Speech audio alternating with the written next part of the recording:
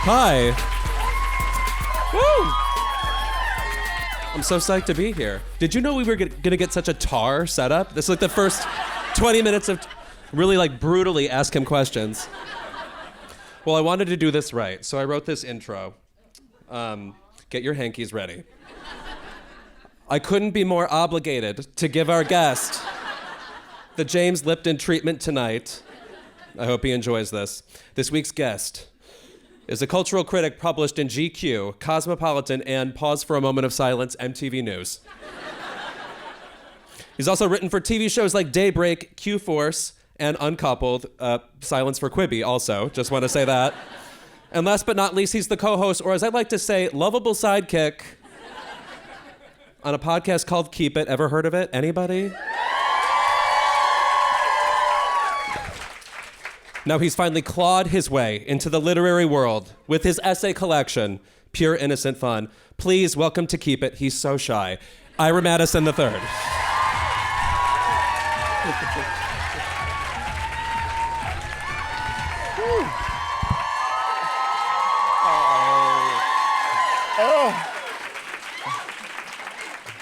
Like, there's a I Hate Sawyer side, like from Lost? This isn't a Mark Twain thing. Yeah. No. Okay, we'll get to that later, or not. Hi, Boston. Hi. Oh. How insane is it that we're here? I'm shocked. Yeah. Well, you know, cricket doesn't spend money on a tour. No, right. Not for us. We were just backstage like Nicole Scherzinger praying. And then did you know that when she gets out on stage in Sunset Boulevard, she's just there for a while, and she says while she's on stage, she's still praying. Yeah. You're paying to watch her pray. It's crazy. She's great in that, though. I can't stop talking about it. In fact, I talked too long about it on Keep It, so sorry. So we're here in the city of... Yeah, what is it? Sisterly Dreams? What's your name here? Yeah, what do you go by? What's your slogan Yeah, now? but Beantown, but like, what's the like... How do you feel about Beantown? Up, down? No. Well, the last time I was in Boston, I interviewed Lena Waithe, so Beantown. Okay. Get it? Yes. I'm there. I continue to be blown away that you can just look onto the street here. It's very Total Request Live. Yeah. I don't know who set this up. Someone will be outside requesting corn, freak on a leash. Yes. No, I was always saying my favorite thing about TRL is when someone would ask for an oddly emotional song. They'd be like, Kid Rock, Only God Knows Why, because my uncle died 3 months ago, and then people would scream. It was so inappropriate. I wrote about TRL in the book. Did you ever think that you would be, having to interview me? It is a nightmare. I have to say, I'm happy to be with you. I've never been lower. But I think we all knew that writing a book would be in the cards because, well, first of all, after a while, if you just keep talking, it's basically considered a book. Yeah. And we record it anyway, so why not? Mm-hmm. But we can start talking about the book, sure. What was the actual impetus for writing essays as opposed to writing like a feature or something that isn't just fragmented? ADD? Yeah, well, I wrote a feature. A film, if you recall, for Jennifer Hudson. Oh, yeah. Is that in a closet somewhere? Where is somewhere, that? Yeah. Let's just say I'm not getting that J. Hud Show tunnel anytime soon. Oh, okay. Keke Palmer really nailed it last week. She did. It must be like the big stars go viral, right? But does everybody get it? No, do they offer that up to everybody? Like, is Edward Norton like doing the worm on the Jennifer Hudson show? I want to see Karla Sofía Gascón. Was I talking about that reference? Just kills right now. Yeah. I'll be going to a party. I'll be like, get 5 minutes. My friend Karla Sofía Gascón is going to be here. Okay, well, so now, is she going to show up at the SAG Awards? So I'm writing for the SAG Awards, which... You can clap for Lewis. He writes, too. I know. I am trying. Yes, I'm very excited. It's up in the air. They're very like, can we write 3 versions of the script? And also, that's sort of the tough thing about writing for award shows is you write for all these inevitabilities and then also things that never happen. Like, if this person might say this, if this person wins. So it's this like pinball that never ends and you never feel like you did everything. What's one thing you've written for an award show that didn't happen? Like when you were doing it for Jimmy? Ooh. Well, I wrote for the last Oscars I wrote for, because I've written for multiple. I wrote a very long... Oh, no, this was 2 ago, because it was about Tar, which is coming up again. I wrote a long joke about how people complain that there's no original content in movies anymore. And I was like, we got a whole movie about a superstar lesbian EGOT winner. And instead, all you guys said, what's Sonic the Hedgehog up to? And watch that instead. And it was, you were like, it's a 5. And it got cut the minute before the Oscars. He cut like 3 jokes before the end. Oh, that must hurt. Yes. But at the same time, if you watch like an Oscars monologue or most award shows monologue, it comes down to like 12 or 13 jokes, really. Like it's really, they have to say so much to everybody in the room before they can get to an actual Weekend Update like punchline. So do we think Miss Karla yes. Is coming to the SAG Awards? Your authentic accent, as always. I just want to say... Me gente latina. Yeah, you're like Bob Hoskins. Anywhere in the world, I believe you. What was the question? Well, do we think she's showing up? She's got to show up to one of them. Yeah. Well, the Oscars, obviously. She's got the nom. Right, yes. Yeah. I think she'll hang back for a few ceremonies, and then we'll see her at the very tail end. Because, by the way, there's like 9 award shows. So it's easy to skip and no one will care. Okay, yeah. But she's giving the interviews. Like, I want to see her at the ceremony.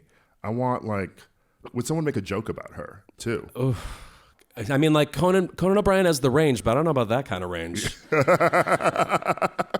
I would guess probably not. It's such an uncomfortable situation. I also, by the way, I just want to reiterate, there has never been a scandal like this. Oscars So Wait is nothing compared to this. Yeah. Like, so I don't envy the writing staff, really, other than I think Conan is a brilliant host, and I cannot wait to see him host it. Yeah. And I think I think it's fair to say, and I, of course, write for a late night show host, best late night show host of all time. He's fabulous and just has such like gravitas and intelligence about him. Like he's the kind of person we're always like hoping happens in entertainment and rarely does. And I rarely stick up for someone from Harvard like this. I just want to say. Love you, Boston. So we're here. Oh, yeah, we have book. Yes. We're going to talk about my book, yes. obviously. We have a very special guest this week. Yes. Oh, go ahead. It's just me. Oh, yes. We don't have. I'm livid. Go ahead. But we were like, can we get someone from Boston? Like, who's here? Yeah. Just hanging out. Sam, Diane. Yeah, right. Like, who do you all see wandering around? Yeah, right. Does Tracy Chapman come back here ever? I know she went to Tufts. But say that again. We met Jennifer Garner last time. Oh, slay. Okay. Yeah. But she doesn't live here. No. Does he live John here? Krasinski? Okay, because we're talking about people who live here, not people who like go on vacation. Have been or here shoot once, movies. is what this sounds like. Noah Khan. Okay. Yes. Okay. And I'm sure their sports teams do not yell them out. I do not know what they are. I do not want to spell them. I don't know what are the history of the mascots. I don't care. Yeah. The Strangler. Yeah, right. By the way, we got a whole movie about that with Keira Knightley. Yeah. And then we just decided, nope, Keira, not for us. Yeah. I don't want to see her in that. No. I loved her in Black Doves, which we barely talked about. Yeah, we did. With that queen who we put in every spy thing. What's his name? Ben Whishaw. Ben Whishaw, yeah. Whishaw. Like it's like the wisp of a hair on his head. A Whishaw. But no, and then we were even like, do we bring someone from New York? You know. See? Where I live. Okay. Calm down. So we just brought me from New York.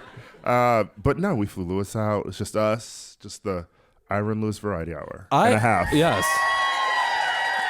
We rarely do those anymore. Yeah. Yeah. It's just, when are we going to do an episode, just the two of us again? Yeah, no, that real Debbie Reynolds and Miller energy we bring. I haven't hoofed in years.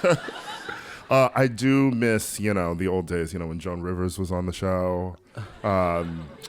Like 17 guest co-hosts. Oh, yes. We just went through, we've had several co-hosts over the years, including, we had a cousin Oliver for one season. Yeah. Yes. So anyway, we're also going to discuss, the 2000s. Yes, because I think on the podcast, we defame the 2000s a lot because they are a miserable decade. But we wanted to redeem it since it's like largely the focus of Ira's book. So we're going to definitively pick the 10 best moments of the 2000s. And you can all scream at us if you don't like it or whatever. Yeah. Riot, a real Blackboard Jungle type explosion can happen. Yeah. And they can do it in person this time. Yes. You know? Instead of just at home.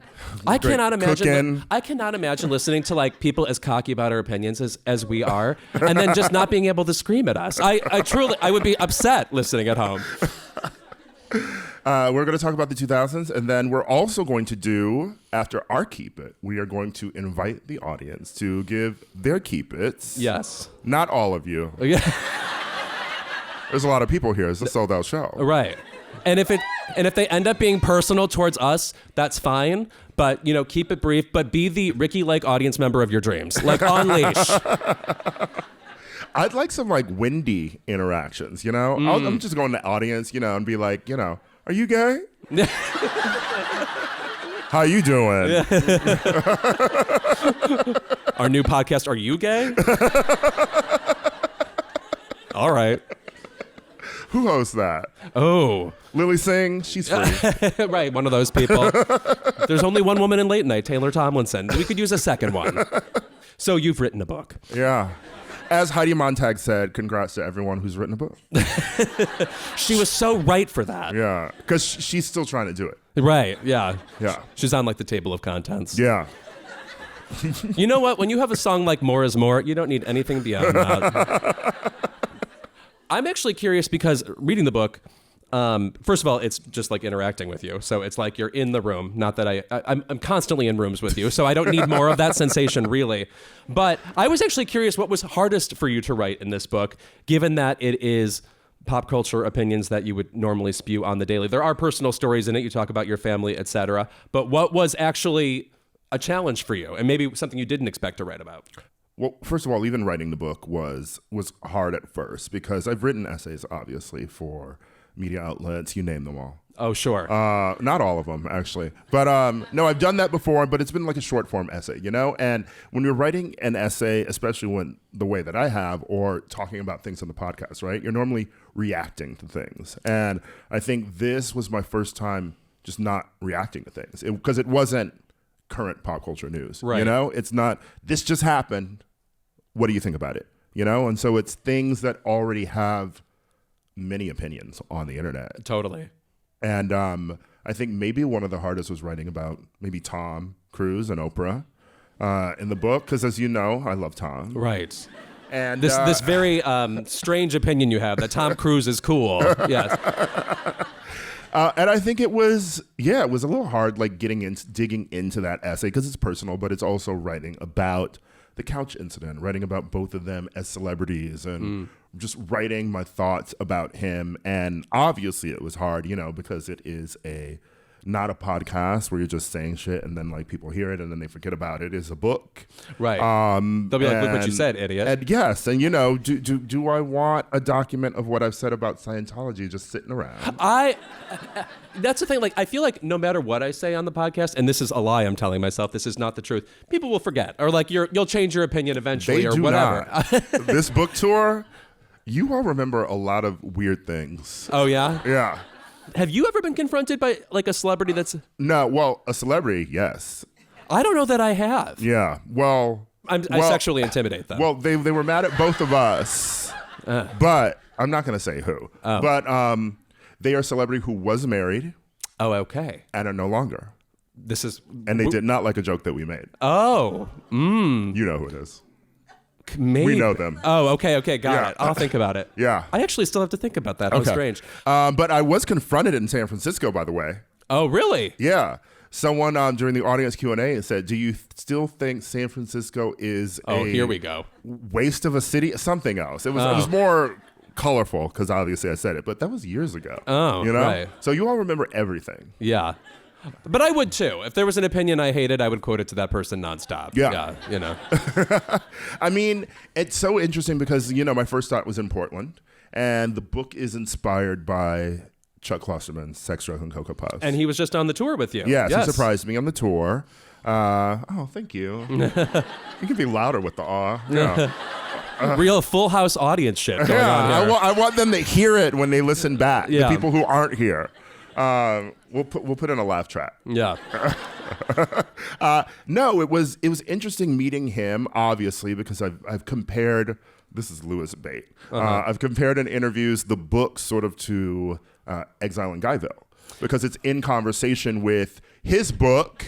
Yes. So, it's like his is the Exile on Main Street by the Rolling Stones. Oh, I see. Your playful riff on the canon thing. And I read a Rolling Stone from like the 2000s where Liz Phair met with Mick Jagger backstage at something. Someone introduced them, and he was like, something to the effect of like, oh, like you're the girl, like who's done the album, sort of like the vibe of, I'm okay with like letting you use our name to, I see.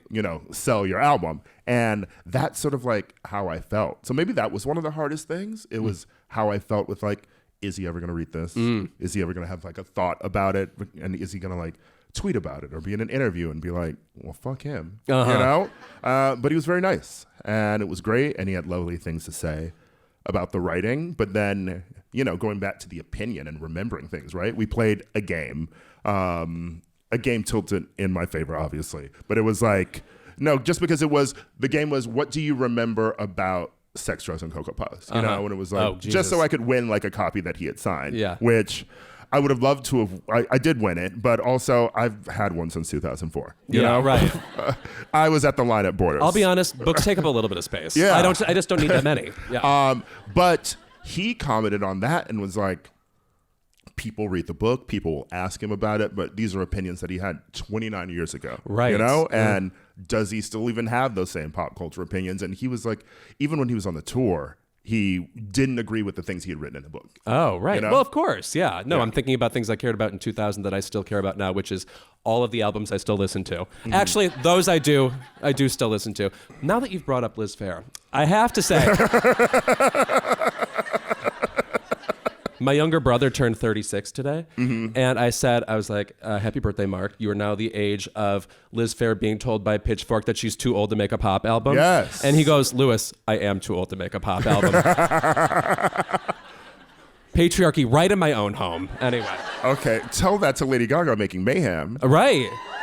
I just want to say, well, that's the difference between now and 20 years ago. Yeah. Once upon a time, Madonna was the 40-something pop star. Yeah. That was it. And now it's like everybody has stuck around. Like the Shakira from Laundry Service is still, on Vogue. And like all these people, we just let celebrities continue. I don't know what happened. Yeah. I don't think we're smarter or cooler. I don't know. Liz Phair was sitting in the front of the bus. Yes. Metaphorically. Yeah, if she will. Thank you.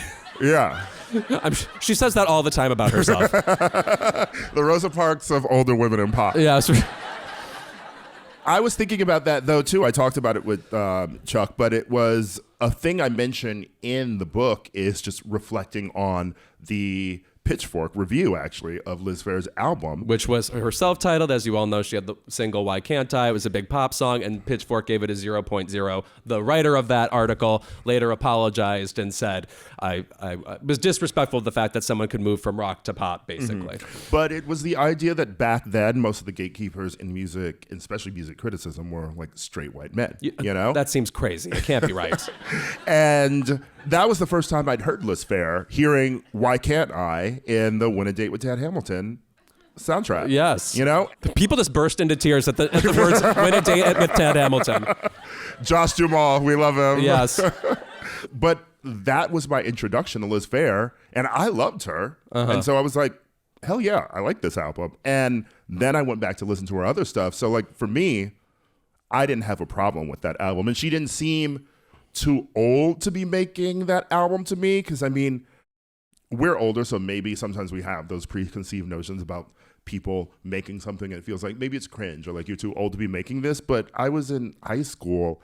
Yeah. Every pop star felt older to me. Yeah, right. And even the ones who were our age didn't seem my age, because when like when Mandy Moore or whatever, right? When you realize like she's our age or whatever, I'm like, you were our age making that music? Yeah, right. Driving that green VW Bug in the Candy video when you were like 9 years old. Disturbing. Another celebrity you write about in the book, lovingly, is Whoopi Goldberg. And I want to bring this up because I still feel like, obviously she's a noted EGOT winner and is everywhere. But in a way, it always feels like we still haven't quite given her legend status because she's too available to us. Yeah. And there's this thing of like high-low celebrities where the ultimate example for me, there's two, is Dionne Warwick, which is a towering vocalist, and yet also, of course, she's on The Celebrity Apprentice and we don't care. Yeah. And then another person like that is Joan Rivers, who if you asked like any comic now is like, oh, she's like one of the definitive comedians about like Marvelous Mrs. Maisel is to a degree based on her, whatever. And then also is on The Celebrity Apprentice and we don't even care. I cared, by the way. Oh, I was there. Oh, baby, once upon a time I was a recap artist. That is a dog's life. Hitting send to Michael Ausiello at 4 a.m. Woo! You guys should know that name if you don't. Anyway. But why do you think we're kind of like arm's lengthing the amount of respect we give to her? Or do we? Or do you agree? Well, I mean, first of all, there's an amazing profile of her that I believe was in the New York Times. Jasmine Hughes wrote it, so people should read that. But also, someone asked me about this in an interview, actually, about writing, like my reference for Whoopi Goldberg. And they were a younger writer. And she was like, what do you do to reconcile her with the, crank who's on The View, with her bad takes all the time? And I was like, well, I don't watch The View. No. I watch The View at a certain time, but I'm not like watching it every day. And when she has a bad take, it's sort of like, okay, who cares? I mean, just you come to expect in a loving way bad takes from people. That's what The View is for. Yes, right. No, but I can safely take bad takes. Yeah. Yes, it's like, I don't want to say junk food, but, somewhere between wisdom and, your aunt popping off and, she's an alcoholic. We used to love bad takes. Everyone had bad takes, and you wouldn't just get attacked for them online. Well, the deal is you would have the bad take, you would write it on the first iteration of Twitter, and then we would find it 7 years later. And then it turned out we did care. Yeah. Karla Sofía Gascón.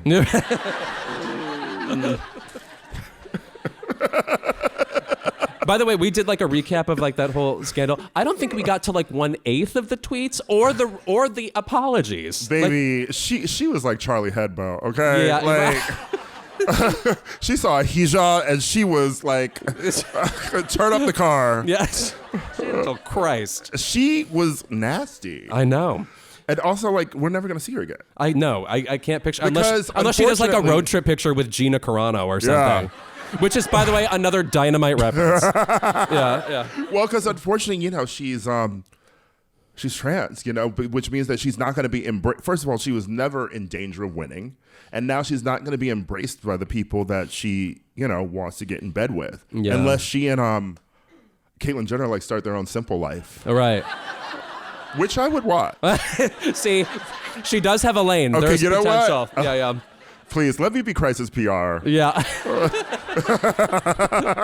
Has there ever been a show about crisis PR that really satisfies that thing? Yeah, I mean, Scandal. Yeah, but I mean, like that, but like not politics. I don't know about any of that. Yeah. We have a whole Tommy Vietor for that. Yeah. No, but imagine like Karla Sofía Gascón, and it's not funny me saying Spanish words, guys. Boston is racist. Imagine her and Caitlyn Jenner just like driving across America. Yeah. Maybe a couple people get hit by the car. Sure. There needs to be an episode turn. This is basic storyboarding. I think that's fun. Yeah. Yeah. I miss turning on E. Yeah, Juliana Rancic, where are you? Yeah. But in the Whoopi thing, I go through movie by movie, like her iconic hits, and she was like the moment at the time, like she's an Oscar winner. Yep. Ghost. 2 nominations, yes. Yeah, and it's iconic Oscar host, yes. Yeah, she has all those accolades, and I mean, I feel like she thinks she's fine, because she's on The View, like she's collecting them dollars. Yeah. Collecting dollars, dressed like Katharine Hepburn in the garden. Yeah. Yes. Yeah. But it is, interesting, how she's just shifted into that, and we don't revere her maybe in the way that we should. I think the deal is she's not that egotistical, and she's not like, I'm not here to like rest on my laurels or like sit and get a Kennedy Center tribute. She's like, let me read the cue cards. Who's on the show today? Mandy Moore. Okay, I'm going home. You know what I mean? I know. One of the last things I remember her being in was Xanadu on Broadway. Right. Yeah. Yes. Which we have in New York. Do you have a Broadway here? So she did Xanadu, and I remember, I probably mentioned this on the show before, but there's a high note she's supposed to hit in the song "Evil Woman," and she did sort of the. Did she get a ladder? What no, happened? So she did the who's the queen on Drag Race who did the jump, like they were about to go into a split but then didn't. Oh, is it Monet? Yeah, Monet. Yeah. So she did that with the note basically. She was like, "Oh, I'm about to hit the high note," then she went like, "No." Oh, and that was hilarious, and I'm like, theater actor too. So I think she's probably due for a renaissance that has nothing to do with The View, but I don't know. This is the renaissance. I wrote it. Okay, got it. Yeah. Now, I believe you mentioned Oprah earlier, and I want to talk about, this is a thing from the 2000s that's not on our list. Oprah's Legends Ball, if you don't know what this is, was a big banquet she had with every black woman celebrity. Yeah. We have never had a summit like this. The politics of it. You talk about it in the book a little bit in regards to as it happening around the time of the Tom Cruise incident. Yeah. But what is your favorite thing from this gigantic, strange pop cultural moment that I feel like has only lasting impact among stans like us who remember everything? Well, I think what I love is the anecdote that I mentioned in the book that happens when Tom Cruise comes to Oprah.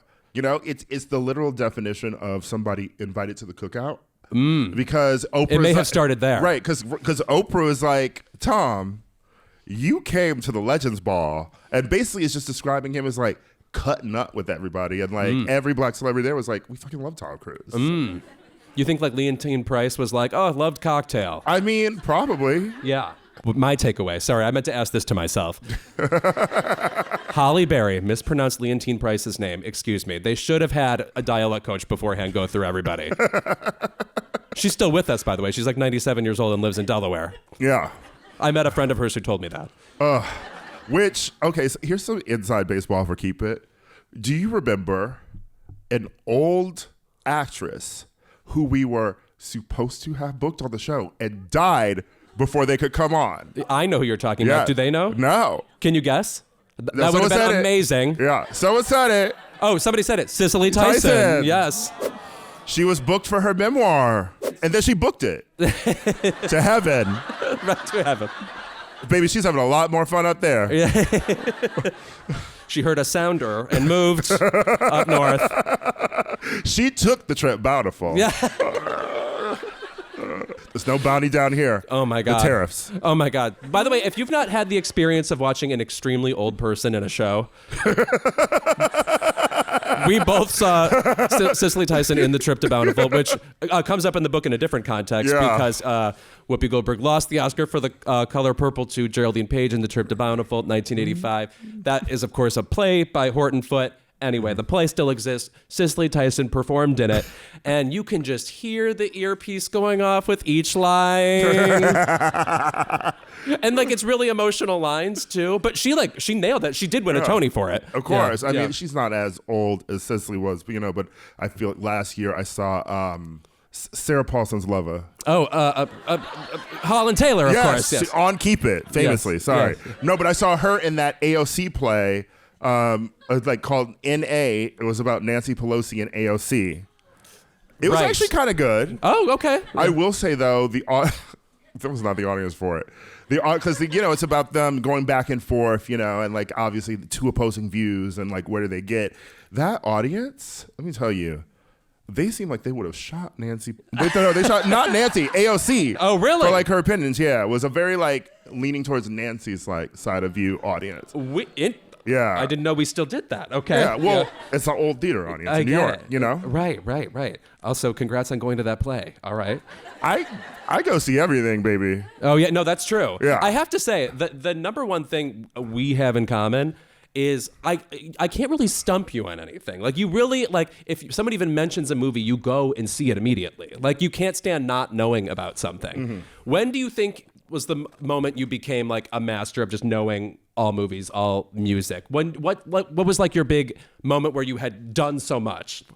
I think it has to be with the podcast. Really? Know? I mean, I think that we're on, and we have to be ready to go. I hate not knowing about something. Yeah. I'm only on this planet. Like, it's a shame that Wikipedia exists because I was supposed to do that. Yeah. That's the only reason he read my book. He hated not knowing what was in it. Yeah, that's right. Was he in it? You're right. By the way, not this one. Yeah, right. Coming soon, I'm sure. Yes. All right. That'll be the erotic nonfiction parts. Yes. I'm gonna do a Madonna erotica. Just Ooh. But actually, my God, that's a good episode. What's if we do a sex book? Who's in it? Yeah. Well, yeah. I'm still inviting Big Daddy Kane. Well. Yeah. You've seen his Instagram. You're the one who's going to do it. Yeah. Moving on. Yes. Moving on to commercials. But we'll be right back. Keep It is brought to you by Armra Colostrum. We're always on the lookout for ways to strengthen immunity, improve our fitness, and enhance our skin and hair radiance. And well, now we have an incredible product that tackles all three and more. Armra Colostrum, an ethically sourced bioactive whole food with thousands of benefits. Armra Colostrum optimizes your whole body microbiome and strengthens your immune barriers to guard against unwelcome particles for your strongest immune health. If you're tired of bloating, Armra Colostrum also helps you feel lighter, while regular probiotics are touted as a gut health solution. They only address one part of the 4-part gut wall system. Armra Colostrum naturally fortifies your entire gut wall system, which guards against irritants that can trigger symptoms like bloating and constipation. That was all improv on my part. None of that is read. A stronger gut barrier also fends off toxins that can drive inflammation and slow down metabolism. Armra Colostrum helps enhance nutrient absorption, stabilize blood sugar levels, and modulate hormones like leptin that ignite your body's fat-burning capacity for your peak metabolic performance. So, you want to support the outside as well as the in? Colostrum bioactives have been shown to reactivate hair follicle stem cells, combat hair loss, enhance skin radiance, and activate collagen production. We've worked out a special offer for our audience. Receive 15% off your first order. Go to tryarmra.com/keepit or enter keep it to get 15% off your first order. That's tryarmra.com/keepit. This podcast is sponsored by Squarespace. Squarespace is the all-in-one website platform for entrepreneurs to stand out and succeed online. Whether you're just starting out or managing a growing brand, Squarespace makes it easy to create a beautiful website, engage with your audience, and sell anything from products to content to time, all in one place, all on your terms. Now introducing Design Intelligence from Squarespace, combining 2 decades of industry-leading design expertise with cutting-edge AI technology to unlock your strongest creative potential. Design Intelligence empowers anyone to build a beautiful, more personalized website tailored to their unique needs and craft a bespoke digital identity to use across one's entire online presence. Squarespace Payments is the easiest way to manage your payments in one place with Squarespace. Onboarding is fast and simple. Get started in just a few clicks and start receiving payments right away. Plus, give your customers more way to pay with popular payment methods like Klarna, ACH Direct Debit, Apple Pay, Afterpay, and ClearPay. You can connect major social and multimedia accounts to your website in a few clicks, as I did with iramadison.com. I love Squarespace. My homepage. You can do that as icons, direct links, or embedded feeds. Build visitor trust while updating content only where you need it, extending your brand's footprint. Sellers can also sync their product catalog directly with Instagram and Facebook and YouTube and Google to reach more customers and reduce the steps for a purchase. Head to squarespace.com for a free trial, and when you're ready to launch, go to squarespace.com/keepit to save 10% off your first purchase of a website or domain. That's squarespace.com/keepit. Inspired by the nostalgic retellings in Pure Innocent Fun, on sale now. That's for the listeners who don't have the book. And our shared love for all things 2000s. Louis and I are going to count down the 10 most monumental moments of this iconic decade. Think Britney, Y2K, and probably somehow the Carpenters, because where there's a Louis, there's a way. She died in 83, and yet, watch me. Keep in mind, this is a monumental moment. So, it's not like a all positive necessarily. Yeah. Yes. Yeah. We did a little yin and yang. You'll see what happens. Yeah. Okay, I'm going to start with number 10 because this is sort of an essay question because I believe everybody in this room pertains to one of the 5 people here. Number 10 is the 2006 Best Actress race. Let me just read the nominees to you, and you think in your heads, in your seats, silently, which one am I? Helen Mirren in The Queen, Penelope Cruz in Voltaire, sophisticated, Judi Dench in Notes on a Scandal, Kate Winslet in Little Children, or Meryl Streep in The Devil Wears Prada. Ira, since you enjoy pure innocent fun, play this game. Which of the 5 are you? Okay, now Almodovar is my favorite director. Okay. But has nothing to do with the question. I know, but I'm thinking about Voltaire. Okay, yes. A little known fact about Voltaire, Karla Sofía Gascón is in it. In an uncredited cameo. Okay. Go rewatch it, I promise. She's in it. She's the body in the fridge. Okay. Honestly, this is hard, because I feel like I have some like Meryl Streep and Devil Wears Prada qualities, but you wish. Go ahead. Agreeing. But I mean, Judi Dench and Notes on a Scandal. That's why I picked this. Me. That's why I picked me. this question. Yes, because she's bookish. Yeah, right? Yes. She's bookish. Snaps at people. Yeah, falling in love with the wrong person. Yep. Spilling the tea. Quite. Yeah. Yeah. Screaming at your crush's husband. Yes. Yeah. In public. I am definitely Kate Winslet in Little Children because I am from the sinister suburbs. I know all about sex on a dryer. And anytime Jennifer Connelly's long straight hair is involved, I want to be watching that movie. Yeah. How does she do it? I'm definitely her because I kept thinking about Penelope and Voltaire. I am not doing like a little makeshift restaurant to make money. No. No, of course not. Yeah. I think we both aspire to be kind of like Meryl, but nothing about us is aloof. Unfortunately, if we meet anybody on the street, we're like, I can name all the Grammy winners the past 25 years. And that's our like vaudeville. Helen Mirren, not her. No, she stomped a victory with that, and I think she's good in that movie, and I like that movie. But I think it was a resemblance thing. Yeah. I don't know. Did she need it? She's way better in movies like The Madness of King George. Yeah. Or, she didn't need it. No. Yeah. Who should have won? Okay. Well, I didn't know I was going to get the hardest question of my life. I'm going to go with. Actually, Meryl. As a comic performance, I think I would have given it to her. Also, and we're still talking about it. Yes. Also, it's a role that was definitely never meant to be that good. Yeah. You know what I mean? The level of sauce she added to it, and also just like she wasn't my boss, and it feels like she was my boss. Like I'm still scared of her. If you want to see, what the role was probably going to end up being, there's the musical version that's on the West End. Oh. Yeah. Real Rex Reed take of you, Michael Musto. Yeah, not good. All right, number 9. We're back in award shows because that's where. Hold on, Louis. Yes, I'm gonna let you finish. But Beyonce had the greatest video of all time. Yes, of all time. Number 9 is Kanye interrupting the VMAs, and we had to bring it up because it was the last time he was right. Yeah, it is one of the best videos of all time. Yeah. Important to mark that moment. Yeah. Like I'm iffy on the song at this point, mostly, because it was for, the white people. Yeah. We're talking about single ladies. Single ladies, yes. But the video is amazing. I love it. And a toast to Gwen Verdon, which people don't know. It's it's like the same choreography from Mexican Breakfast, a number that Gwen Verdon did, choreographed by Bob Fosse. Then, Beyonce-fied it, and now it's what it is. Yeah. Also, just the grayscale of the video. Like, it's like they made one color choice, and it was instantly, a word I honestly can't stand, iconic. Plenty of things are iconic that are bad. The Hindenburg is iconic. We can't stop using this as a compliment. Sure. Yeah.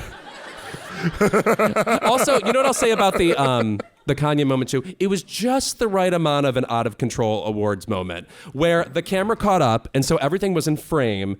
Nobody was really in danger, but there was a moment of, am I dreaming? Followed by rewind that. Right. And it was that perfect, sort of pop culture moment where So it was sort of like the slap, right? Where every celebrity got to get online after and say, I hate Kanye West. Pink, famously, Obama even. Oh, you know, yes. like they were mad as hell. Unfortunately, one of the funniest tweets ever. Do you know what I'm about to bring up? What? Judd Apatow after the slap. Yes, thank you, audience. Yes. Someone could have died. Yeah, he could have killed someone. He could have killed him. Yeah. And just like the slap, I do wonder if people who tweeted in favor of Taylor that night, knowing what they know now about her, and having endured like the Eras tour for the past decade. Yes. If they believe that he was right. Interesting. Yeah, I wonder. Also, yeah, the Eras tour turned into like Blue Man Group, just like a 25-year long. Yeah. We're still in it. And now I feel like, because, you know, I do enjoy Miss Swift. That's your affliction, yeah. Yeah. Is it contagious? Should I move? Well, you haven't caught it. Yeah, that's true. I like her fine. Fearless era, of course, yes. I think she's right in the level of like celebrity again where I need her to be. You know, apparently she's been at the games. Right. And they're going to the Super Bowl. I have no idea what's going on there. No. There are people who watch football who are seeing her every week, but not I. I feel like certain mysteries of the universe will be revealed to me when I die. And if someone told me, like when I'm at the pearly gates, actually every football game you watch, we change the rules totally every time, would totally believe it. I'm like, good work. I was not even 1% onto you. We created this list, by the way, by, you know, merging like, because we both made our top 10s, you know? And one of mine that did not make it was, around the same, you know, theme from Beyonce. I put the Crazy in Love video. The video. Yeah, yes. the video. I like the moment. song too. I feel like I would, as her 2000s moment, if I'm going on song alone, I would maybe go Deja Vu. It is a frenetic song. Okay. Yes. It's Boston. Yeah, right. They say it. Yeah, right. Is that why they brought us here? Yeah. So like if you're going to record it, you may as well be there.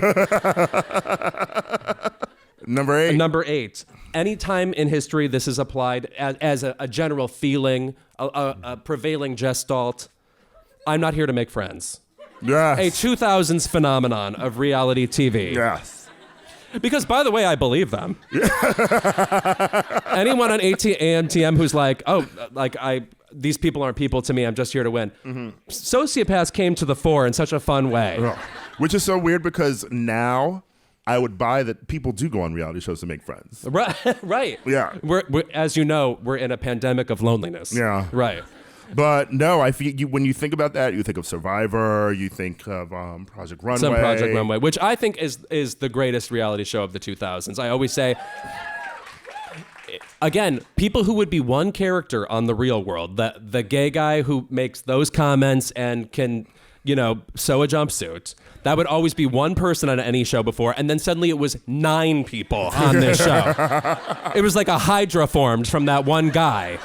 Well, so one of the takes that Chuck still agreed with was from Sex, Drugs, and Cocoa Puffs was a hatred of The Real World just because the first couple seasons were real people interacting, right? Sure. And then people sort of realized once you distill your personality to one fact, yes, one thing about you, that's how you were successful in that show. And that people then watching the show started acting that way. Right. Oh, just in real life, too. Yeah, just in real life, like, I'm the activist. I'm the whore. This is very Queen of Jordan, 30 Rock. They really distilled something there. And you meet people like that, you know? Oh, totally. No, and then it transferred to, like, Housewives. Right. Which you fucking watch. Yeah. Someone asked me, thank you. If you guys, I support him a little bit. I mean, just not on. Go ahead. Someone asked. I'm me like Adele. We can't. Our brains can't handle it. Someone asked me, like on a tour stop. They said, "What's it gonna take to get Louis to watch Housewives?" I'm too busy watching The Arts. Sorry, Supermarket Sweep. And some of that too. Also, I guess this wouldn't really pertain to American Idol, but I want to say something about American Idol. There are some here. people there not to make friends. Oh yeah, Yeah. I mean, but like they would never put the unfriendliness on camera, really. Yeah. You know, American Idol, that we had that huge of an institution to make 16-year-olds learn the songs of Burt Bacharach. Mm-hmm. whose idea was that? And then it was like huge. And then we would watch like somebody dressed like Avril Lavigne singing "Anyone Who Had a Heart." It's so insane. Yeah. The amount of belly jewelry at the beginning. Ryan Starr, if you're here, we speak your name. But that is also something that I touch on, just the idea that we had so many cultural touchstones that introduced us to things that we didn't care about or didn't know about. Yes. You know? Like you were forced to learn Burt Bacharach songs because you were watching American Idol. If you were watching MTV to see, the Boy Is Mine video, you had to watch a bunch of other things. A friend of mine, like, was a DJ, played Prodigy's like "Smack My Bitch Up" at a party recently, and someone was like, "What amazing is video." this? Yeah. Meanwhile, we saw it on MTV all the time, and then with like pop-up video or something, we were always constantly being told this was like a banned video, you know? Right. Yes. And then they would play banned videos. It was tricking us. Yeah. It's like when your book gets banned and then you just go on talk shows and you're like, my book is banned, in Albuquerque or, Alabama City. And cities. And then the price goes up. What I'm saying is my book has been banned. Okay. Noted. Actually, I saw a new executive order that Trump signed that said, oh no. Ira's book, Pure Innocent Fun, and is banned. Not even your last name. No. Yeah. Yeah, it's banned. So everyone should go out and get it. Right. Oh, that's so important. Yeah. I love when you speak to the moment. Thank you. Yes. Thank you. I think number 7, I'm talking about a specific thing that I find so hilarious now that I think we did find genuinely insulting at the time, which is not Brokeback Mountain, which we love, but celebrities calling Jake and Heath brave for being in the movie. And I am talking about you, Madonna. Madonna, who is like on a 20-year LGBT pride float career, being like, woof, can you believe he undid his jeans for that other guy? Woof, zany. Yeah. And first of all, it's off camera, basically. There's not much actual gay sex in the movie. Yeah, well, they were being publicly, perceived as gay, and that, that's a hard thing to do. Oh God, imagine. She's friends with Baz Luhrmann. Right. Yes, tough. Some of you got that. No. A movie that I actually now find a little bit underrated, even though people defend it as what should have won the Best Picture over Crash that year, of course. But it's one of the few very mainstream, meaning epic movies that to me is poetic. I just like Nomadland had a little bit of that in it for me, and I feel like film people hate Nomadland now. Don't like it as an Oscars win. Really? Yeah. Yay or nay on Nomadland? Thank you. Good. I thought it was like the Oscars. Oh, have some taste. Yeah, but you still order from Amazon. You didn't learn the lesson of Nomadland. Yeah. They killed her. Were there lessons in that movie? Did she die? I don't know. Yeah. I don't know. Nice lady. Yeah. A lot happened in that movie. She was in an RV. Right. Yeah. Yeah. The Mystery Machine. You know what I do think is slay about Frances McDormand? She only wins the Oscar when it's a lead. She won for Fargo, Nomadland, and that other movie we hate, 3 Billboards. Yeah. But then all her supporting ones, she's like, give it to Marsha Gay Harden. She's like, I don't want that shit. Should we reevaluate 3 Billboards? Oh, I guess. Do people love it? See? Who loves it? Yeah. White people in the front. Yeah. It was so advertised as you won't believe the crazy twist, and then the crazy twists were, Racism? That guy's kind of racist. Yeah. Because I like Martin McDonagh a lot. I love Banshees of Inisherin. Yeah. By the way, what are we doing with Carrie Condon? Gorgeous girl, loved her in that movie. Yeah. I don't know. I'm gonna rewatch it. Okay. Yeah. Well, we could introduce a little rewatch segment on our show. Yeah. Not that we aren't just rewatching shit all the time anyway. Yeah. It would be a useful use of our time, for once. Number 6, Brangelina. Who? Did someone boo? Well, I kind of agree with that. Take your smart water and get out. We are not Brad and Jennifer Aniston. Okay? As Nicki Minaj said, come on, bitch, you see where Brad at. Yeah. I assume they were booing the Brad component. Oh, yeah. Yes, yeah. Sure, yeah. But I do have to say, the mystique of Brangelina was so large that it took us 15 extra years to realize Angelina has been in 2 good movies. Yeah. It's unfortunate, but actually, that's iconic. Yes. Real definition of the word. That's like, that's what you could make stars, based on being hot, being compelling on screen, magazine covers, sunglasses. a relationship. Yes. Yeah. It did not happen for Ana de Armas. No, right? That's true. So you can't manufacture stardom from a relationship anymore. Oh, God, that really is depressing or good. Thanks. Yeah. Like, this was all we were talking about. Right. I was a little sad she fell out of the Oscars conversation this year, even though the movie's bad. The movie Maria was her walking around. Yeah. She's like, I used to be a good singer. Sad. Let me lip sync for you. She'll get the Oscar for Salt, too. Oh, God. Unfortunately, you have to write that. Yeah. No, I've already decided that I'm going to be the tech guy. Oh. Very... you're in Salt, too. Yeah, very well, I just got to be. The streets are asking for it. Okay. You're jumping from the cameo on that show, You, to star of an Angelina Jolie thriller. I think I am like the Zosha Mamet in Madam Web. Oh. To her primary credit. Yeah. To Angelina, rushing around. Get it? Yes. I have to give Madam Web credit. That holds the record for most sullen actresses in one movie, and we rarely put them together. Yeah. Because you had Dakota Johnson. Adam Scott. Oh, and him, yes.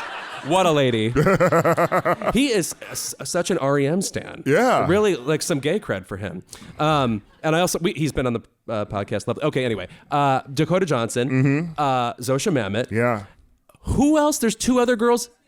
Yeah. Sydney Sweeney. Oh my God. Remember her? Yeah. And then she was in that movie, Anyone But You in a place called Sydney. Yeah. Did they do that on purpose? Were they being cute with us? And then she was in the Nun movie. I hated that movie. Oh, yeah. But it was a gag, though. Right, but it was I've seen Rosemary's Baby. Go ahead. Yeah. Oh, yeah. Okay, yeah, Salt 2. So I'm imagining she's doing all this shit, and I'm like, girl, you got to get out of this building. Like that person in the movie. Oh, yeah. So more active, than that. But no, actually, probably like Simon Pegg in the Mission movies. Giving that to her, and then at the end, I'm in the helicopter that picks her up. I love that sensation of an actor they added in reshoots. Yeah. Yeah. Go that way, Angelina. What do you think her definitive movie role is? Well, James Mangold is having a renaissance right now, thanks to A Complete Unknown, and I have to say that I think his best work is still Girl Interrupted. Exactly. But maybe that's just because I have a thing for Alison Bechdeliia. I'm going to say a very underrated film of hers, speaking of someone else who's having a renaissance, I don't think the girls have seen Those Who Wish Me Dead. I haven't seen it. And they need to, because you know who did that movie? Taylor Sheridan. Our king of Lioness, Yellowstone, Landman. No, when you said our king. Our king. It better have been the royal we. Okay, first of all, raise your hand if you've seen Yellowstone. It's Boston. Y'all don't watch Yellowstone? Okay, you hate the West. He did. Okay, Lioness. Okay, Nicole Kidman, fake Nicole Kidman stands here. Yeah. He did Wind River, which was good. Wind River, yeah. He's great. Yeah. Yeah. He's my new Ryan Murphy. Okay.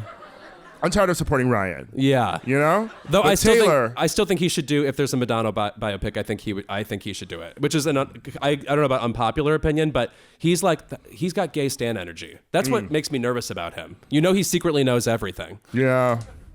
I'm scared. She's besties with him. Baz Luhrmann might direct it. I wouldn't hate that either. I loved Elvis. I actually think he's not made a single good movie, but okay. All right. Well, I read about Moulin Rouge in the book, which I love. Anyway, when we're back, the rest of the 2000s. Keep It is brought to you by Acorns. Acorns makes it easy to start automatically saving and investing so your money has a chance to grow for you, your kids, and your retirement. You don't need to be an expert.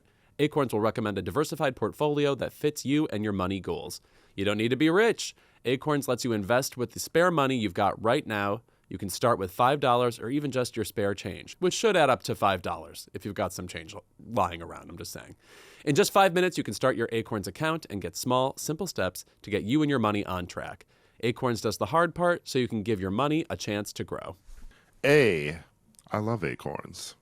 Oh, just the actual noun. Go ahead. Call me a squirrel. I love them, you know? I am always having spare change, you know? And so I am very bad. You're always having spare change? Are you having the English language? Because it sounds like you don't know it. Every time I'm playing Monopoly, I am always thinking I should invest like Uncle Pennybags. But I don't know how to do it. And then once I got Acorns, it just invests the money for me. And so I love Acorns. I always was blown away. His name is Rich Uncle Pennybags. And I was like, is that a pun? Is his name Rich and then Uncle is his middle name? We'll never know. I find him elusive. Well, head to acorns.com/keepit or download the Acorns app to start saving and investing for your future today. Paid non-client endorsement. Compensation provides incentive to positively promote Acorns. Tier 1 compensation provided. Investing involves risk. Acorns Advisors, LLC, an SEC-registered investment advisor. View important disclosures at acorns.com/keepit. We are back with the 2000s. All right. They love the 2000s. I guess. Okay, we're going to start with one that, I don't know about makes my skin crawl. I just feel bad about it. Ashley Simpson on SNL. Doing the jig. Well, introduced by Jude Law. And then they just went right to commercial. That is one of just the craziest, strangest SNL moments ever. Also, I have to say I'm sad because the album that came afterwards I thought was better, which was called, of course, I Am Me. Great album. Three because great it was albums. Sad. To be honest. I don't remember the Bittersweet World is great. Oh, okay. Yeah. I saw her in Chicago at the Hollywood Bowl, where she did well and was performing opposite Drew Carey, who was, of course, in it. Yeah. He's actually great on The Price is Right. You know what's so funny, too? It's that I was rewatching this clip of Ashley Simpson, because you remember she had her TV show. Oh, of course. I'm a human being. Yeah. The better TV show, too. Yes. To Jessica Simpson's, which only had the tuna thing, moment, yeah. you know? Because, like, no one was, like, really, like, popping off of that show. No. And in Milwaukee, I worked at Summerfest, where because they did a joint tour at one point, Jessica and Nick Lachey. The Newlyweds tour. Yes. They sang both of their songs. The songs that they both have, not like two songs. Don't be rude. But I'm about to be rude. So it's ticketed like inside the amphitheater, and like you have to have an extra ticket to like get in. You can't just getting into Summerfest doesn't mean you can get in. Yeah. It was not packed. Oh. And we were told if anybody comes up, just let them come in. Like the goblins walking up and stuff. Yeah. That is just too bad. Yeah. But Ashley, on the other hand, my girl, and in the clip, she's being told by like her manager or whatever, or the label, that they want her to be more edgy. And they say, we need you to be more edgy like Hillary Duff. No way. She's like, I don't want to be Hillary Duff. But I'm like, when was Hillary Duff edgy? And this, by the way, this is pre the Gossip Girl threesome. Right. And pre even like her hard dance pop tour, that song Stranger, that was like 2008. What on earth did she do that was edgy? When she put the bindi on? Yeah. A song called Gypsy Woman, too. Oh, my God. She was carrying on that album. Wait. It's great. There should be a Wikipedia pop stars who try to bindi. Because you know I'm thinking of Gwen Stefani. I'm thinking of Selena Gomez, Come and Get It, at that NFL halftime show. Yeah. I'm sure there's more. Probably. Madonna's probably done it 7 times. But I was like a big Ashley Simpson stan, you know? I mean, I enjoy. Also, I just remember it was like almost unacceptable to not be a fan for a while. She was very like this generational, like if you were 18 then, she tapped into angst even in a way better than Avril did. I can't explain it to people. It was, I mean, I think the deal is all of the singles were really good. And by the way, where is Kira DiGuardi? The songwriter of Pieces of Me. And Walk Away by you can Kelly clap Clarkson. For Kara. Yes, please. Yeah. I think about her on American Idol all the time, where she had to replace Paula Abdul, and they were like, we want someone more professional seeming, who, whatever, it seems like she's on her feet. And then they kicked off Paula, and they said, could you be a little crazier? They Paula was just here for the music. Right. Oh, such a good song. Yeah. Such a good song. Original Kylie demo. I know, Yeah, yes. I listen to it on SoundCloud every other week. I have one last thing to say about the SNL. I think that the curse that came out of the jig was contagious. Because, Jude Law hosts that episode. Correct. You know what happened to him next year? Go ahead. That was the apologizing for having the affair with the nanny. Oh. You believe it began with the literal jig she did. Yeah, it's like Final Destination. It follows the jig. It's followed so many celebrities. Who's it on now? Karla Sofía Gascón. Oh. In your opinion, the jig is never up. No. No. Baby, and you see the tweet, she was getting jiggy with it. Okay, we're Apologies. moving on. Apologies.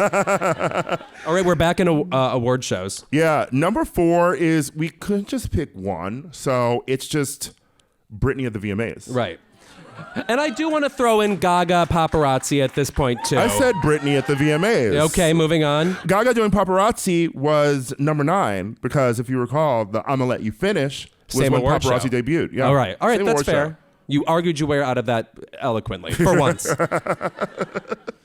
So we've got, first of all, 2000, the Oops, I Did It Again. Yes. That is the stripping, beautiful. Well, again, one of my favorite award show outfits of all time. I always say this is an outfit reflective of the strife of the year 2000 because she is in a nude bodysuit, but it is bootcut.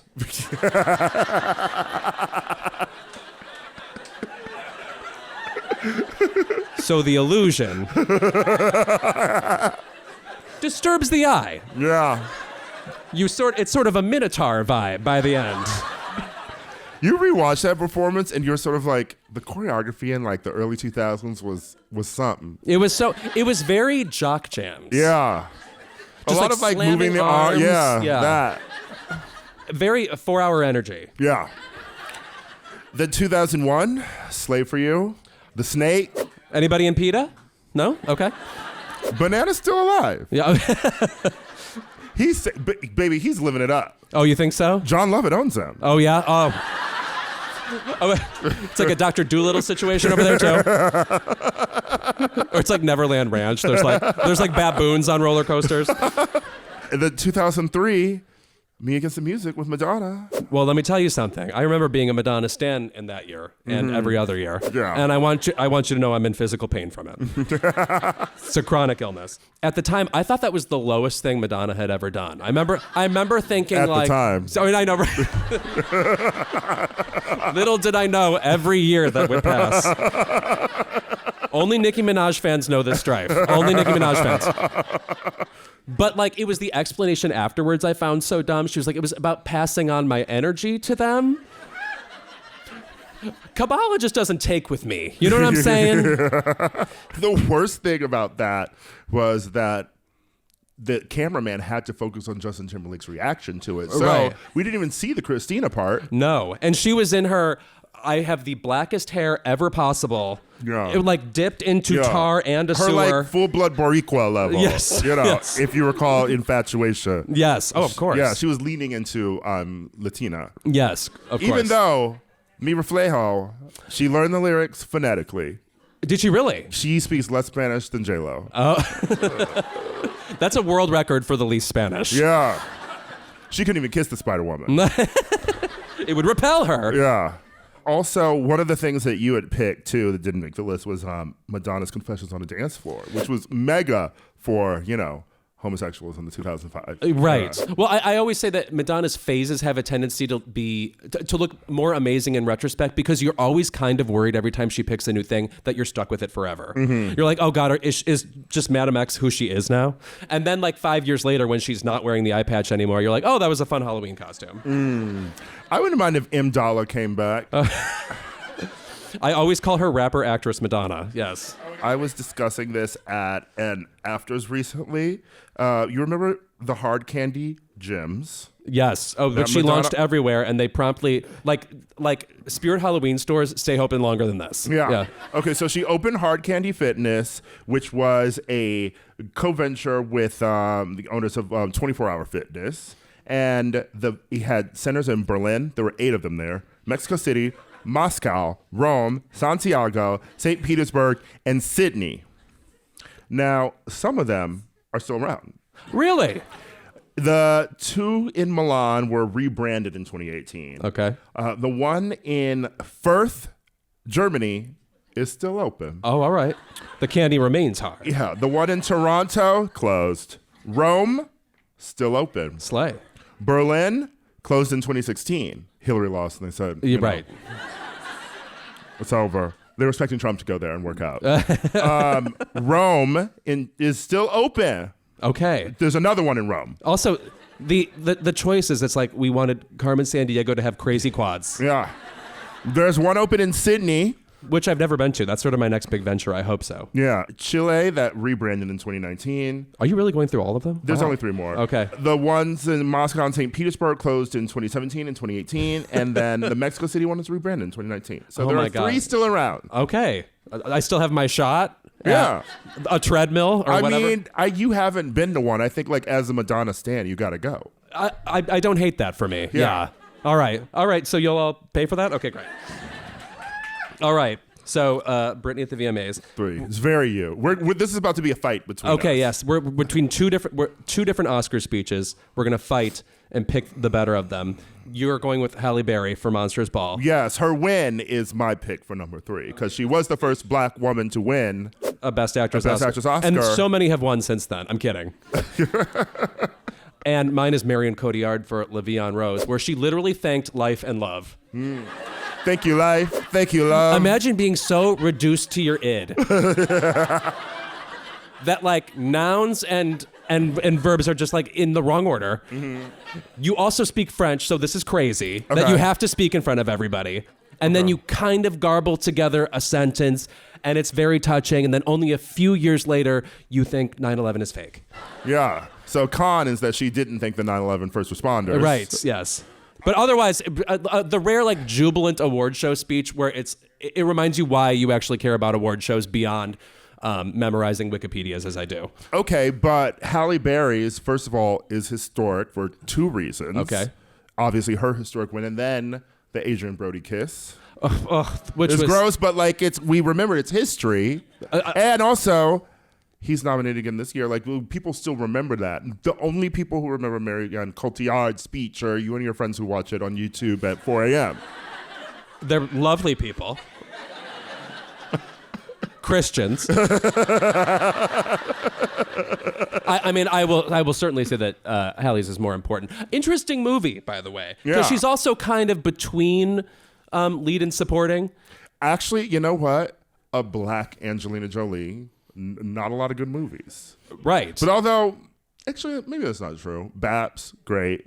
John Wick 3, but the fact that you went to BAPS first, do you know what I'm saying? What's wrong with BAPS? As her best movie. Oh, well, you wouldn't understand. Okay. It's not for you. Okay. I'll just stick to watching Swordfish or whatever. Okay, now number 2. This is the crux of your book, so I'll leave this monologue to you. But we're talking about Tom Cruise on the couch. Yeah. Because, by the way, psychiatry, I just have never really bought it. You know what I mean? Where do they get the nerve? What's so exciting about it, and like rewatching it too, is there's just so many spinning pieces in this. Because obviously, Oprah on her show is the fans, like they're ecstatic, like you think you're happy to see us, right? Baby, they were heart attacks, right? Like the EMTs were on site for an Oprah audience. Like I went once in Chicago when I was in college, and it was terrifying. No, also it's like Beatlemania. That's not that scary because it's happening at like 8 p.m. That was this Black is 9 Friday in the Chicago. morning. Okay, yes. They would stomp over you to get the chance to win a free car. Yeah, right. And also, a car, they would stomp up to win a free fucking bowl. Yeah. So there's that audience, but Tom Cruise comes out, and they are whipped up even more. Yeah. And then Tom is, first of all, I mentioned in the book this. I make an aside about Tom, because I think that he tries to replicate what humans are. Right. It's sort of like a robot. As you and I do too. Yeah. But there's a weird moment where he notices a man in the audience, like there to see him, like in the Oprah audience, and he like can't understand gay, So he's like, he fritzes for a moment and like makes a joke like about the fact that why is there a man here, Wow. Like he has no idea. He thinks it's just like because it's been women adorning him, And like there's that, and then he brings out Katie. Right. Because he's shopping the romance. Yes. Yeah. And it's just like he's Katie Holmes, and it's weird, I've never had someone audition a relationship for me before. Yeah. It really felt like he's like, don't you see it? Look at all this electric energy between me and this television star. And they are screaming for this relationship, you know? I can't think of like anyone that we would well, maybe Zendaya and Tom. Sure. I would be screaming for them, But it's interesting how low key they kind of keep that thing. Yeah. They actually have some mystique, which is the thing lost from celebrity entirely nowadays. Yeah. I love her.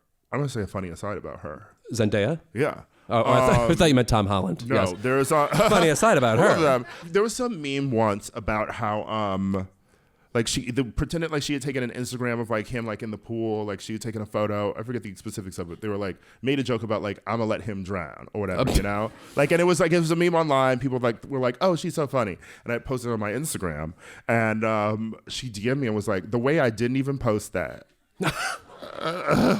Nice to meet you. The internet's wild. Yeah. Yeah. I have never gotten a DM like that in my life. Yeah, and, we used to DM. Oh, really? Yeah. Once upon a time, I think the first DM, we had Anna Kendrick on the show. We know Anna Kendrick a little bit. Her first DM to me was, I just learned from you that Kylie Minogue is the redhead in Biodome. And a friendship was born. Oh. And then she came on the show. Yeah, it was lovely. Yeah, oh, she was great. Yeah. I like that movie too, that dating game movie, Woman of the Hour. Yeah, she looked great in it. Yeah. Okay, we're at the top of the list. Can anyone guess? Oh, yeah. Can anyone guess what number one is? 9/11. The theme of the episode. You all really hate New York. Yeah. I did hear the correct answer. I did hear the correct answer. Janet Jackson, Nipplegate. First of all, congratulations. Let's just buoy this moment with also Feedback by Janet Jackson. Feedback is like one of the like number one songs where I'm angry at straight people. Right. Because we love songs, obviously, but you need straight people to get to the top of the charts. Yes. And the Feedback just did not get to the top. No, that would be a good book we could work on. Reasons We're Mad at Straight People. Yeah. Yeah. Figure that out. Okay, because my favorite thing about Nipplegate is that the faking afterwards that there was no plan. When the lyric of the song is, I'm gonna have you naked by the end of this song, and then she's naked, it follows. The dramaturgy is there. It makes sense logically. And then later they had to lie about it. And also just the idea that they would ever kind of necessarily collaborate. Like those two people were on the same level once upon a time because, as you know, we make mistakes. Yeah. Although, Justified. Ooh. Great album. What, does that have Senorita? Yeah. Oh, unfortunately. Love Your Body. Yes. Take Me Now. Oof. Parentheses, and she said. I heard a gay man mutter no, like all bass right. level. You were like the guy in Rockapella who says, Cry Me a River. that was too dicey. It was too mean to her. The album slap, sorry. And then Future Sex Love Sounds is even better. But by the way, do we think he called it that because he was copying Speakerboxx The Love Below and didn't understand that was two albums? Maybe. Yeah, that's always been my theory about that. Yeah. And honestly, I like the 2020 experience too. Yeah. So what don't you like by him? Well. The Love Guru? Not much. Yeah. Even his Super Bowl was like okay. Yeah, it was okay. Yeah. That Man of the Woods. I don't like that. That wasn't good. That wasn't good. Although there are a couple really good songs. Yeah. Okay, well that's our list. Yeah. Hope you enjoyed that. Oh, we also had also listed some things that were the worst. Oh, did we? I did. Okay, go ahead. 3 of them. All right, go ahead. Freedom fries. Oh, very, very American though. Yes. Sarah Palin, which we don't even need to get into. Yeah. And then I want to say, of course, that Aaliyah's death is not that's different, horrible on a different level. But the unavailability of certain Aaliyah songs afterwards remains ridiculous. Yeah, they're there now. All of them? Like everything? Even the entire I Care For You album? It's there. It took way too long. Yes. It is there. That was my 9/11. Oh, okay. And it happened before, so I was already grieving. I'm sorry to say, do you think if she were with us now, she would be the star, the Zoe Saldana role in Amelia Perez?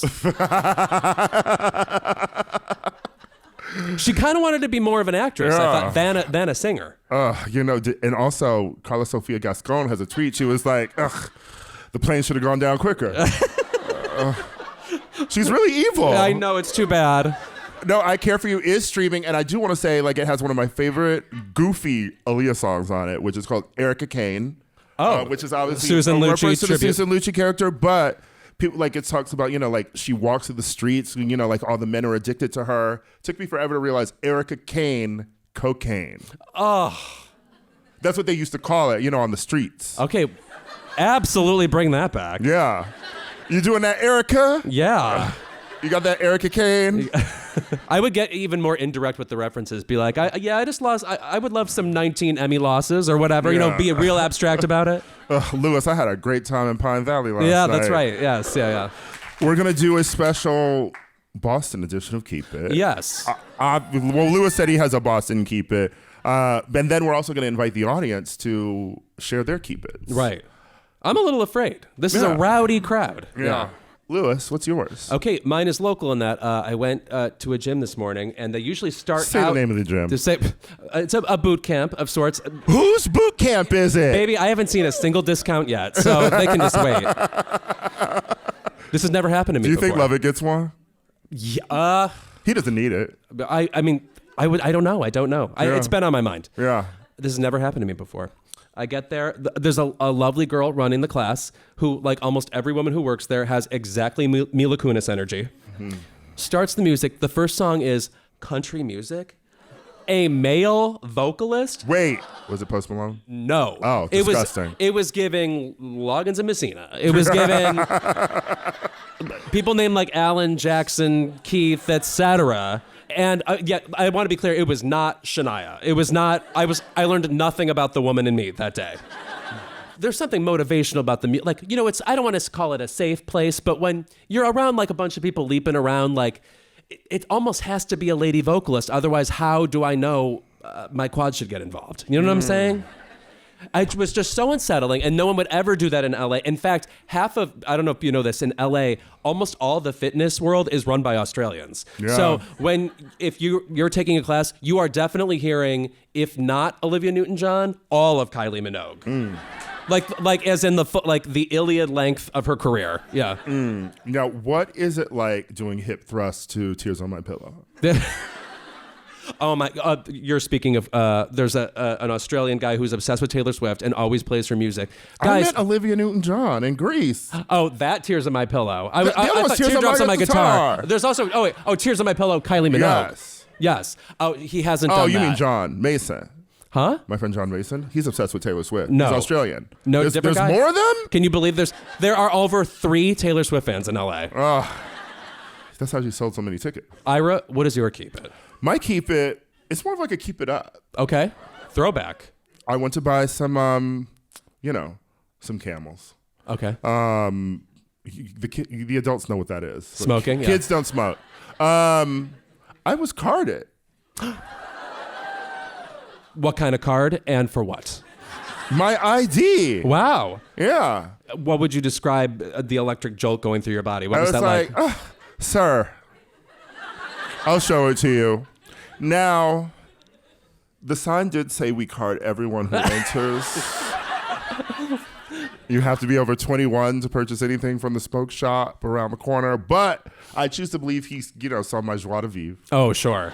He's like, you certainly haven't been smoking for 20 straight years. Yeah. Yeah. You certainly haven't been smoking like Gypsy Rose Lee. Always even want more. Anyway, those are our Keep It's. Yes. We'd love to open it up to our lovely crowd. Yeah. If anybody has anything. Oh, wait. There's a spotlight on you, Jennifer Hudson. Get it? The song. Oh, they just turned on the light. Sorry. It hit you first, and it was like Karla Sofía Gascón and Emily Perez. It always comes back to that. Absolute Actually, queen. that's more like Zoe when she was dancing on the tables. Yeah, that's what I thought of immediately. Yes. Also, I still hope she wins. I'm gonna learn that rap. Oh yeah? Yeah. For what? For the show. Okay. Not my show. All right. Okay, you got someone. Let Jenny Jones come and find you. Hello. Hi. Long-time listener. Thank you. What's your name? My name's Dan. Hi, Dan. My first keep is to the fact that my friend is wearing a Whitney shirt, but she has an Olivia Newton-John shirt at home that she didn't wear. Oh. And you've now referenced her twice. Very basically, I'm going to say that I keep it to Blake Lively because... Interesting. Let's hear him out. No, you know what? Let's hear him out. I'm not even taking a side. I'm just saying I'm getting so sick of the damn news. Blake Lively, Justin Bellinati, who gives a fuck? And now we're getting on to Simple Truth 2 or whatever the fuck that shit's called. It's like a really simple truth or favor. Will they, won't they with fucking Anna Kendrick? And then... Well, I need it to happen, by the way. It did happen already. We filmed it. And then Blake Lively isn't invited to the Super Bowl. So it's like every damn day, TMZ is Blake Lively, this, that, and the other thing. And I'm just sick of hearing her name. Well, I will say, we weirdly haven't talked a lot about that whole situation because it is extremely illegible to me. Like, what is real? What are we talking about? Call Her Daddy. Yeah, right. I will say, I was interested recently because I guess I found out that Taylor's been pulled into it now. Right, she submitted a version of the script and Taylor jumped in to support that version of the script or something. Yeah, I mean, Taylor supporting a script. Right. Did she read The Giver? What I feel is that, because I was scrolling through Instagram and I saw, just because the algorithm will give you things from months ago. Yeah. For some reason. Reels is out of control. But I was seeing old clips of Blake on the press tour for It Ends With Us. Oh. And I was like, honestly, work, girl. Because the way that she has, spun the Justin stuff in the lawsuit is, it damaged my hair care product, right? It's like, we remember you walking on the carpet with that nasty dry hair trying to sell a hair care line. Right. That Justin had nothing to do with that. The girl saw the hair. It's crazy, but you know what? Go ahead. I'm one of the few gay people who thinks A Simple Favor is only okay. There's too many storylines in it. Well, what? It goes to too many witnesses before it gets to the end or whatever. Yeah, that's how you solve a murder. Okay, girl, Jean Smart is in it for 5 seconds. She's like, I was in my attic. I don't know what happened. You can cut that scene. You want to cut Jean Smart from That's a film? Right. I want her to have fewer opportunities. I said it. All right, Hannah Ann Bonder. Who's next? Who's next? Over here? Yeah. I love you both. My name is Brenda, and Hi, Brenda. I also have a keep it up to our girl SMG announcing the Buffy reboot this week. Oh my God, yes. So I love her attitude about it when she's like, we're only doing it if it's gonna be good. Yeah. Don't anybody get any ideas? It's gonna be like a 60 on Metacritic. She had to put that statement out though because historically she has only been in bad things since Buffy. Yeah. Was that show The Ringer good or Thing? Movie? Well, except Ringer. See? No the in it. Okay, Ringer. She played twins. What was the thing she was in with Robin Williams, that TV show? Oh, that was bad. Yeah. Yeah. They were in an office. Yeah. Making jokes. Okay, yeah. Yeah. No. No. Robin Williams wasn't in Scooby-Doo? Oh, just you see the good things that she was in. That's fair. Scooby-Doo was good and Monsters Unleashed. These are good things. Sorry, do this again. I'm an adult. Tales. Say what? Southland Tales. Okay, yeah. It's kind of fun. All right. It's like Magnolia for straight people. She's just one of those people. Who were we talking about earlier? Oh, Angelina Jolie. I think people just get sick of seeking out good projects after a while, after they've conquered showbiz. This is namely a Nepo baby problem. You know, like Kate Hudson's like, actually, what about leggings? Yeah. You know? Is Sarah a Nepo baby?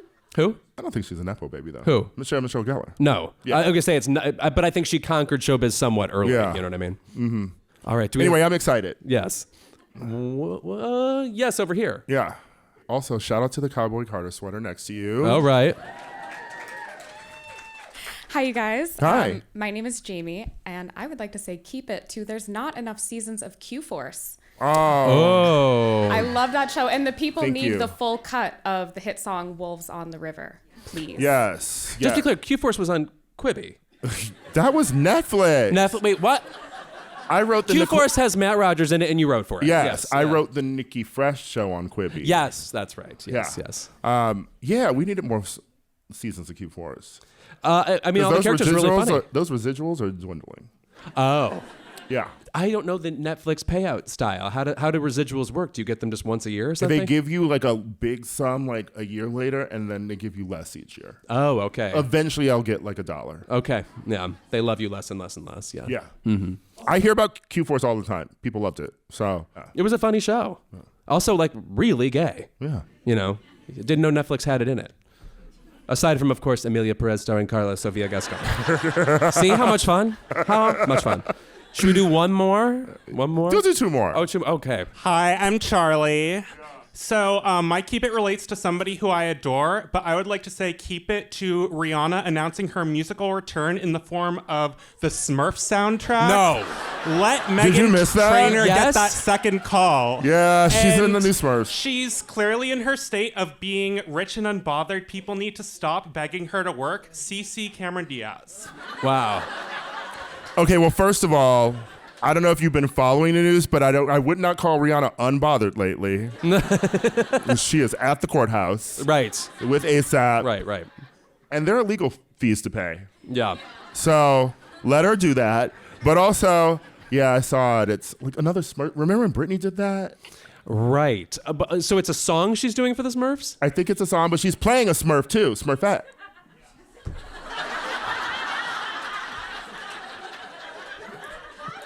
Rihanna, you're alive one time. Also, were the Smurfs ever cool?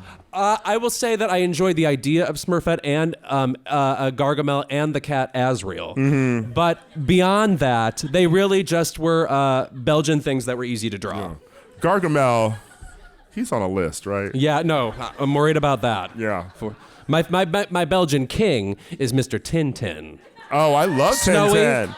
I love Tintin. How about we do an adventure and also I'm bald? Yes. Tintin was like the answer to like making colonialism sexy and youthful. Right. Perfect color shirt on him. Love him. Yeah. Underrated Spielberg movie. There's that's one of those movies that has like 4 good scenes. Yeah. Because the set piece 4. scenes are great. I said underrated Spielberg film, and you're like 4 good scenes. Marathon Men, another one like that. Okay. Hi over there in the absolutely goop-like sweater. Yeah. Skiing era Gwyneth. Thank you. My keep it is to Lewis. I'm right here. Where's the letterbox? Well, I need it. I don't care about the star rating. Oh, okay, you heard. Yeah. Yes. I don't even rate them anymore. I will say this about Letterboxd. Everybody is really good at it. Like, everybody has, like, just the right tweet. I don't know, like, it's like everybody's going to make the same jokes about the movies in a way. I don't feel that obligated to do it. That said, Well, you don't have to make jokes, though. Some people just write, like, their genuine thoughts on the movie. Oh, imagine anything worse. Oh, I'm sickened. You know what? It will happen eventually, but it's just when I start an undertaking, I have to really do it, and I don't want to start it and stop it. So one of these days, it will happen. Mm-hmm. Oh, I love being sassed. Someone over there? Hello. Good Hi. evening. My name's Audrey, and my keep it is to Daniel Reyes on The Traitors last night. Danielle, yes, yeah. Saying that she was going to do the morally right thing by getting rid of Boston Rob. So it's giving like early Survivor, like we're not going to have an alliance because that's immoral kind of thing. Sorry if you spoiled it for anyone who hasn't seen it. But wait, It's been 24 hours. But the show kind of technically does like air live now, so you got to watch it. Mm-hmm. People have Melrose Place spoiled for them all the time. That's true. So that's not a spoiler. That was going to happen. So are you saying you want Boston Rob to still be on the show? No, the morally right it was thing. The morally right, like Daniel being like, I'm going to do the right thing. There's this by, thing on the show warning where the Derek. faithfuls, you get it. Faithfuls, like in the UK version too, some of the faithfuls get in their head where they're like, we're all playing a game here. some of the faithfuls get in their head where being a traitor is like literally evil. It is so funny. It's like, by the way, they're not there that long. Yeah. It feels like the kind of headspace you get in when you're in an experiment for like months. Yeah. And like people think like he would never do that to me. It's like Alan picked him. Yeah. And they're not doing something. They're also trying to win for the same reason you are trying to win. Yeah. It's about money. Yeah. Right? I just want to say, by the way, we had Alan coming on Keep It once, and I fucking said to this queen, I said, you should host more things. You like hosted the Tonys, you're amazing. He goes, but you don't want to go down that track. Yeah. Like and that. he was secretly hosting it. Yeah, and then so just lie he had to already our filmed faces. it. Yes. Yeah, Danielle stresses me out on traitors. Yeah. I just got to say. We're Big Brother stands, and so we know of her Big from Brother her greatness. players keep flopping on the show. And it's very sad. It's stressful. Although you said that, what was the video? Wes and Derek, we see it on the TV, we're like, this bitch is a traitor. Yeah. They had no idea. It was revealed to them that Danielle was a traitor, and they were beside themselves. Yeah. Couldn't, even though she like fully freaked out, like a woman in an opera. Yeah. In front of them. Yeah. Like spilled on the floor. Yeah. Yeah. Like Carmen. Yeah. Nice. Sofía Gascón. Yeah. Her mother. You don't say. That's what the opera's about. Got it. One more question. Okay. She seems stern. Yeah. Hi. Hi. Huge fan. I've been listening since there was like 3 of you. Oh. My keep it's for Ira for 2 things. Slay. 1, I'm a subscriber of Frank. I've been patiently waiting to hear your thoughts on New York and Salt Lake City. Baby, I'm on a book tour. I know, baby, but I need it. I tune in all the time trying to look for it. And then second, what's your beef with Scorpios? I need you to like... Oh. Is your mom in October or November Scorpio? I really She's need to know. November Scorpio. So then it's okay. I'm October. Okay, yeah. You can keep on hating. Yes. That was the Ricky like energy I wanted. Yes. And you can find out more about my relationship with my Scorpio mother in Pure Innocent Fun. Oh. On sale now. Wow, what a moment. What a moment. Yeah. Oh my God, remember Wow, What a Moment? Yeah. Speaking of eras of the show. I mean, children were listening to this podcast. I know. Weddings, graduations, funerals in Boston. Thank you, Boston, for joining us. Thank you so much for being here. I hope we get to do more of this in the future. It's been such a thrill for us, and thank you so much for having us here. Thank you for having us.